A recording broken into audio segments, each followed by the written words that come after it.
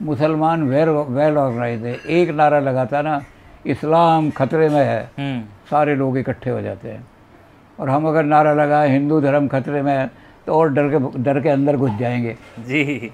तो हिंदुओं का तेज जगाने के लिए संगठन करना जी। अगर हिंदू संगठित हो जाएगा तो फिर हिंदू पिटेगा नहीं। जहाँ कहीं भी झगड़े होते थे हिंदुस्तान में, वहाँ हमेशा हिंदू ही पिटता था, क्योंकि गांधी जी ने खुद लिखा है। हाँ।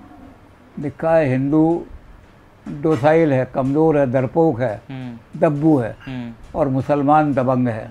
ठीक है, ये गांधी जी ने लिखा है। गांधी ने लिखा है कि मुस्लिम इज ब्लूइंग, मुसलमान बिल दबता नहीं, बुढ़ो मुक्के मारने वाला है, और हिंदू डोसाइल है। तो ये होता था कि जो अंग्रेज़ का हैट उतार के लाएगा उसको बहुत पैसे मिलेंगे। अच्छा। उसको इकन नहीं मिलेगी, 4 पैसे। 4 पैसे। उनके घर पर जाकर के स्यापे करने हैं। अच्छा। उनको कहते थे टोडी बच्चा। टोडी बच्चा। और स्यापा किस तरह का करते थे? तो वहाँ जाकर करते थे टोडी बच्चा, हाय हाय टोडी बच्चा। अच्छा। तो 1 पैसा मिल जाता था करके। तो आरएसएस का सारा संगठन इसी आधार पे बना कि हिंदू को उसका आत्म गौरव, प्राचीन गौरव, प्राचीन संस्कृति दे करके कि तुमने दुनिया को ज्ञान दिया है, तुमने दुनिया पर राज्य किया है, तुमने दुनिया के अंदर तुमने तहजीब दी है दुनिया को, तुमने सभ्यता सिखाई है दुनिया को। प्रणाम का अधिकारी थे, हमें तो जब जाते थे प्रणाम देते थे। संघचालक होता था ऑर्डर, स्टैंड करने के सारे इकट्ठे हो जाओ, अटेंशन। और अटेंशन के बाद प्रणाम, तो ये प्रणाम मिलता था। तो संघचालक 11 साल में रहा। नमस्ते सदा वत्सले पुण्य भूमे त्वया हिंदू भूमे सुखम वर्धितुः। तो ये होती थी सबसे पहले नमस्ते सदा वत्सल माने प्रेम करने वाली। ठीक है। हमेशा प्रेम करने वाली मातृभूमि तुझे नमस्ते है।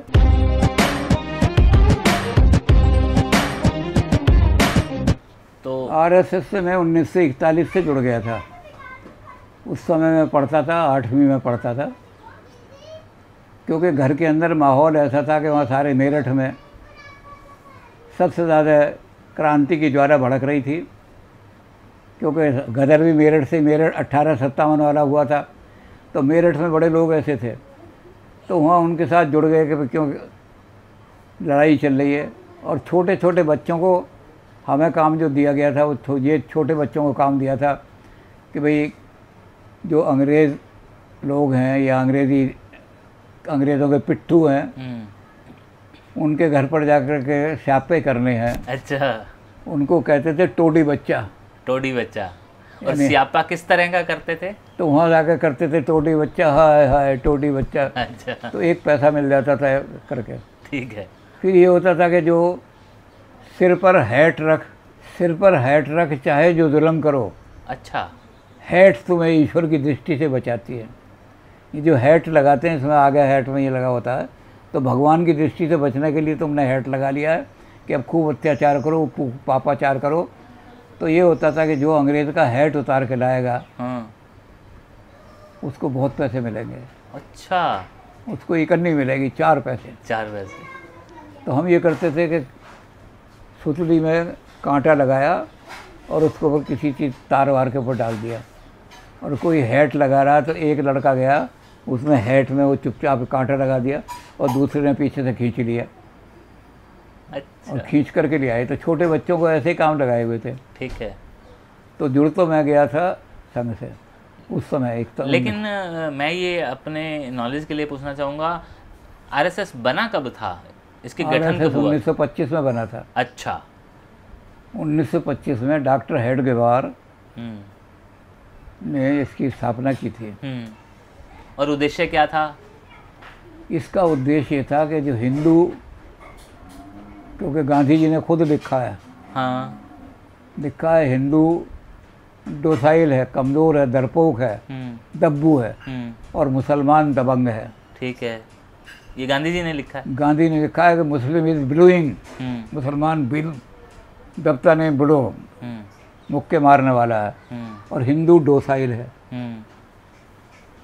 तो गांधी जी ने इसको लिख दिया। लेकिन इस वेदना को समझने वाला कोई नहीं था कि जब हिंदू दुर्बल है तो इसको शक्तिशाली कैसे बनाया जाए। ठीक है। तो डॉक्टर हेडगेवार जो थे, इन्होंने अपनी डॉक्टरी छोड़ दी और इन्होंने कहा कि दुर्बल हिंदू दुर्बल जो है, इसके अंदर एक ये है कि हम जातियों में, छोटे छोटे संप्रदायों में, छोटी छोटी उपजातियों में, इनमें बटे हुए हैं और एक दूसरे से बड़ी घृणा है। आर्य समाजी सनातन धर्म के खिलाफ बोल रहे हैं। तो हिंदुओं को इकट्ठा किया जाएगा, जब तक हिंदू इकट्ठा नहीं होगा। तो इन्होंने नारा दिया, संघे शक्ति कलयुगे। अच्छा। नारा तो खैर ये उसने दिया था, डॉक्टर मुंजे थे एक बहुत बड़े, लेकिन उन्होंने डॉक्टर मुंजे वो हिंदू महासभा बनाई थी उन्होंने, इन्होंने वो नारा वहाँ से ले लिया, कलयुग के अंदर सबसे बड़ी शक्ति संगठन। ठीक है। अगर आप संगठन वेल ऑर्गेनाइज हैं तो बहुत बड़ी शक्ति होगी। मुसलमान वेल ऑर्गेनाइज है, एक नारा लगाता ना, इस्लाम खतरे में है, सारे लोग इकट्ठे हो जाते हैं। और हम अगर नारा लगाएं हिंदू धर्म खतरे में है, तो और डर के अंदर घुस जाएंगे जी। तो हिंदुओं का तेज जगाने के लिए संगठन करना जी। अगर हिंदू संगठित हो जाएगा तो फिर हिंदू पिटेगा नहीं। जहाँ कहीं भी झगड़े होते थे हिंदुस्तान में, वहाँ हमेशा हिंदू ही पिटता था। तो उसको लेकर के उन्होंने वो संघ किसी के खिलाफ नहीं था। ये तो प्रोपेगेंडा करने वालों ने, हम जिसको रोज़ पीटते रहे हों और एक दिन हम पिटने के लिए गए तो क्या आप नहीं पीट सकते तुम मुझे, तो ये हो जाएगा ये कैसे आज अकड़ में आ गया, इसके पीछे कोई है, इसके पीछे कोई खड़ा है। तो जब हिंदुओं ने पिटना बंद कर दिया तो उन्होंने कहा ये तो मुसलमानों के खिलाफ खड़े हो रहे हैं। उन्होंने हर जगह जहाँ भी गए हेडगेवार, उन्होंने यही कहा कि हमारा किसी से वैर नहीं है। अगर मुसलमान हम पर हमला करेगा तो पहले हम उसका जवाब नहीं देते थे, पिट के भाग जाते थे। अगर हम पर हमला करेगा तो अब हमारे अंदर इतनी शक्ति है कि हम उसका मुंह तोड़ जवाब दे सकेंगे संगठित, लेकिन हम किसी पर हमला नहीं करेंगे। एक जगह नहीं, 50 जगह उन्होंने चीज़ लिखी कि हम किसी पर हमला नहीं करेंगे, किसी के खिलाफ हम सिर्फ ये कि हिंदू इकट्ठा हो जाएगा तो शक्तिशाली खड़ा हो जाएगा। और हिंदू इकट्ठा हो जाएगा तो फिर अपनी पुराना जो गौरव है जी, जिसको मुग़लों ने भी मिटाया, अंग्रेज़ों ने भी हमारी संस्कृति को मिटाया, हम उसको दोबारा प्राप्त करेंगे कि दुनिया में हमारी तो इतनी बड़ी शक्ति थी, सारा फ्रॉम कोरिया टू काबा हमने राज्य किया। वाह। एक ज़माना वो था। तो वो हमने फिर अपनी शक्ति जो है वो इकट्ठी करनी है। तो आरएसएस का सारा संगठन इसी आधार पर बना कि हिंदू को उसका आत्म गौरव, प्राचीन गौरव, प्राचीन संस्कृति दे करके कि तुमने दुनिया को ज्ञान दिया है, तुमने दुनिया पर राज्य किया है, तुमने दुनिया के अंदर तुमने तहजीब दी है दुनिया को, तुमने सभ्यता सिखाई है दुनिया को। तो ये सारी चीज़ें दे करके जब हम हिंदू को खड़ा करेंगे, जागेंगे, तो हिंदू गर्दन उठा के चल सकेगा। तो आरएसएस का मुख्य उद्देश्य यही था। तो आपने आज दुनिया का सबसे बड़ा संगठन आरएसएस है, इससे बड़ा संगठन कोई नहीं है दुनिया में, कोई नहीं है। तो आपने मैं आरएसएस में बहुत तहसील सारी जो है उस तहसील का संघ चालक रहा। संघ चालक सबसे बड़ा होता है जी। संघ चालक वो होता है जिसको प्रणाम देते हैं सब लोग। वाह। संघ चालक जब जाएगा तो लोग कहेंगे प्रणाम। अच्छा। तो संघ चालक जो है वो बहुत बड़ा पद होता है। तो मेरे पास तहसील का, कुरुक्षेत्र तहसील पहले बहुत बड़ी थी, अब तो इसमें से तहसील है, रादौर काट दिया, ये काट दिया। लेकिन कुरुक्षेत्र की तहसील उस समय बहुत बड़ी थी। 1964 में, 1966 के बाद जब हरियाणा बना तब ये छोटे छोटे ज़िले बनने शुरू हुए। नहीं, पहले तो बहुत बड़ी तहसील थी। शाहबाद भी हमारे साथ हमारी तहसील में था। तो सारी तहसील का मैं संघ चालक था। वाह। और 11 साल रहा मैं, 1964 से 1974 तक मैं संघ चालक रहा। अच्छा।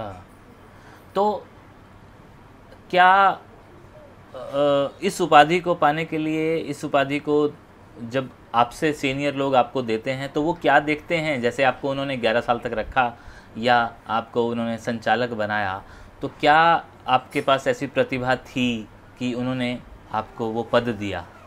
मैं जब शहर में आया तो मैं शहर में आके मकान लिया तो शहर के लोगों ने एकदम मुझे कंधे पे उठा लिया। वाह। जितने भी शहर के बड़े बड़े लोग थे, हाँ। बहुत बड़े बड़े, हाँ। कोई लखपति है, कोई करोड़पति है, कोई बड़ा दानी है, कोई आ गया समाज, उनसे सबसे मैं 1 हफ्ते के अंदर सबसे मिल लिया।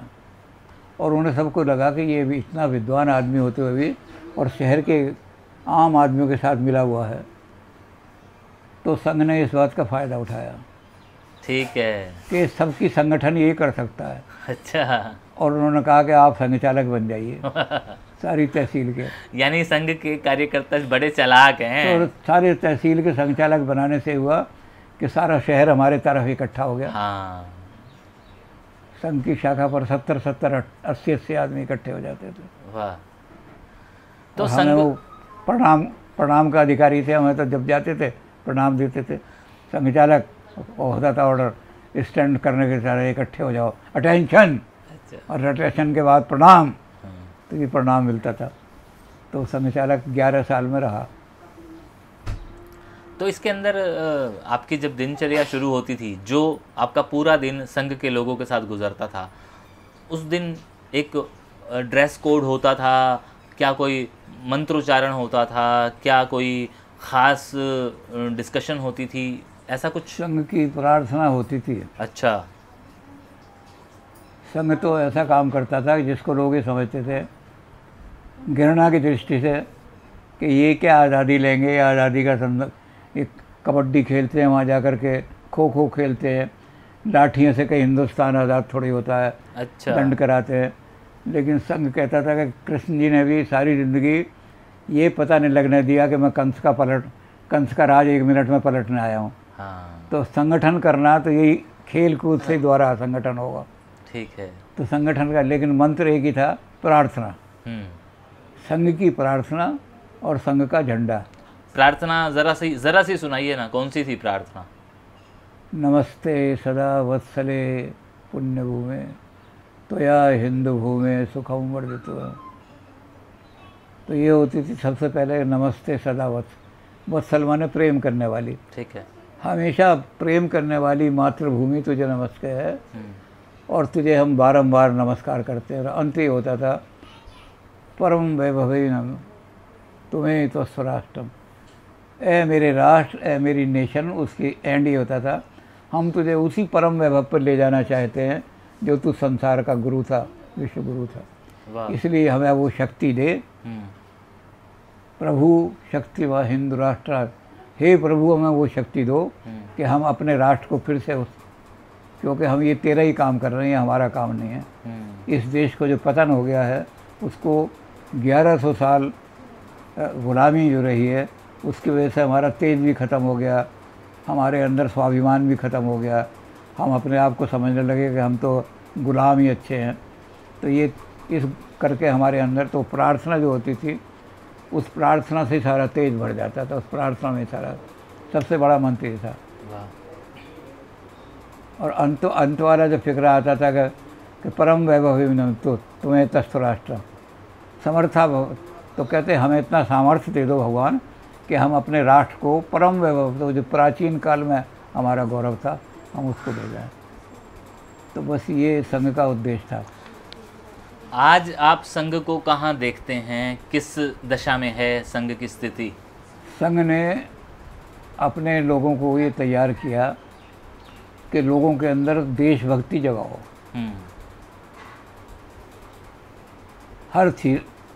हर जगह जाकर के देशभक्ति की भावना जो ये ख़त्म हो गई, यही सबसे बड़ी हमारी शक्ति है।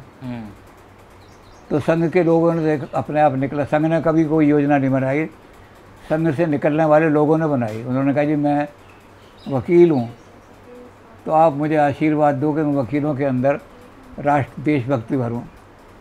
तो संघ ने आशीर्वाद दे दिया। तो उसने वकीलों का एक संगठन करा,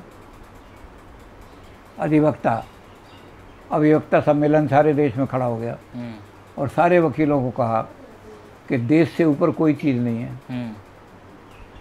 कोई आदमी आपको मुकदमा लाए और उसमें आपको लगता हो कि इस मुकदमे में मैं वकील बनूंगा तो देश का नुकसान होता है, तो रिफ्यूज़ कर दो, चाहे करोड़ों रुपया मिल रहा हो। तो वकीलों के अंदर ये भावना भरी। कुछ लोगों ने कहा कि युवक जो है, विवेकानंद ने कहा है कि जब तक युवा नहीं जागेगा तब तक देश नहीं जागेगा। युवा ही देश का निर्माण करेगा। युवा के अंदर ये शक्ति भरो कि इस देश का भाग अब अंग्रेज़ नहीं बनाएगा, अब रूस नहीं बनाएगा, अमेरिका नहीं बनाएगा, हम बनाएंगे। ठीक है। तो वो जो थे गए, उन्होंने कहा कि विद्यार्थियों में हम काम करेंगे। वो विद्यार्थियों में चले गए। उन्होंने अखिल भारतीय विद्यार्थी परिषद खड़ा, मैं विद्यार्थी परिषद का भी 11 साल अखिल भारतीय उपाध्यक्ष रहा। ठीक है। तो विद्यार्थियों को, हिंदुस्तान के सारे विद्यार्थियों को उन शक्तियों से टक्कर लेनी पड़ी जो उस समय लोगों को, क्योंकि कम्युनिज्म उस ज़माने में बहुत छाया हुआ था। रूस के डर से दुनिया कांपती थी कि रूस कम्युनिज्म, तो कम्युनिस्टों से टक्कर लेना ही बड़ा पड़ता था थ्योरीटिकली। तो थ्योरी, उनकी थ्योरी को कंडेम करो, उनका हमारा मुकाबला करो, देशभक्ति लाओ। तो विद्यार्थियों में हमारा संगठन फैल गया।